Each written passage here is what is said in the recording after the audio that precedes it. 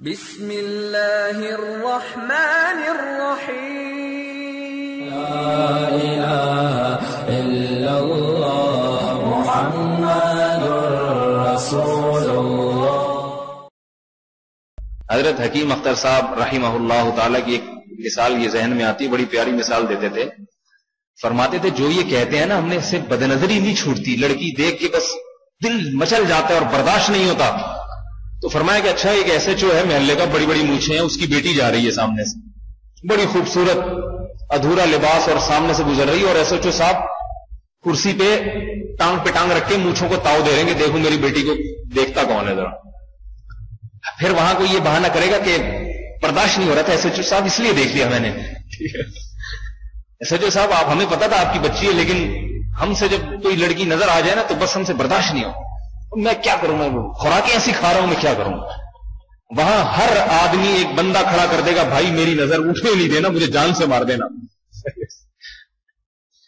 تو فرمایا کرتے تھے کہ ایس ایچ او جو مونچھوں کو تاؤ دے رہا ہے بیٹھ کے، اس کا تو یہ خوف ہے کہ اس کی بچی گزر رہی ہے اور وہ دیکھ رہا ہے، ہاں نہ دیکھ رہا ہو نا پھر تو پورا محلہ اس کے پیچھے نکل جائے گا، چھوڑ کر آئے گا گھر تک۔ اس کو دیکھ رہا ہے، اب مجال ہے کوئی نظر اٹھا کے دیکھے، کیوں خوف ہے خوف۔ تو بات یہ ہے کہ آرڈر دینے والا وہاں ایس ایچ او ہے، اور یہاں نظر کی حفاظت کا آرڈر کون دے رہا ہے؟ خالق کائنات اللہ کہہ رہے ہیں قل للمؤمنین یغضوا من ابصارہم، ایمان والوں کو کہہ دیجئے کہ اپنی نظروں کی حفاظت کریں، غلط جگہ نظر کو استعمال نہ کریں۔ تو یہاں پر حکم پر عمل نہیں ہوگا، وجہ یہ ہے کہ ایس ایچ او صاحب کا تو پتا ہے کہ وہ ایک چماٹ لگائیں گے رکھ کے، ایک موبائل آئے گی اٹھا کے لے جائے گی اور سارے بل سیدھے کر دے گی۔ 40 دن تک پھر جہاں حلال ہے نظر اٹھانا وہاں بھی نہیں دیکھے گا، اور اللہ تعالیٰ تو کچھ کرتے ہی نہیں۔ اللہ نے کہا نہیں دیکھو، دن میں 100 دفعہ دیکھ لیتے ہیں کچھ بھی نہیں ہوتا۔ خوف ختم ہو گیا ہے، نہ محبت ہے نہ خوف ہے۔ تو یہ دو چیزیں اگر پیدا کر لی جائیں نا، اللہ کی محبت اور اللہ کا خوف، تو یہ دو چیزوں سے یہ سارے گناہ، جتنے بھی گناہوں کے انڈے بچے ہیں نا، یہ سارے ختم ہو جاتے، اسپرے ہو جاتا ہے گناہوں کے اوپر۔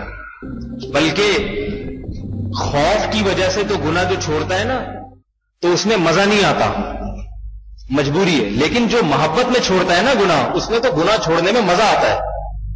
ہمارے حضرت مفتی رشید احمد صاحب رحمہ اللہ تعالیٰ فرمایا کرتے تھے کہ میری توجہ اس پہ زیادہ ہوتی ہے کہ ان کے دلوں میں اللہ کے خوف کے بجائے محبت پیدا کی جائے۔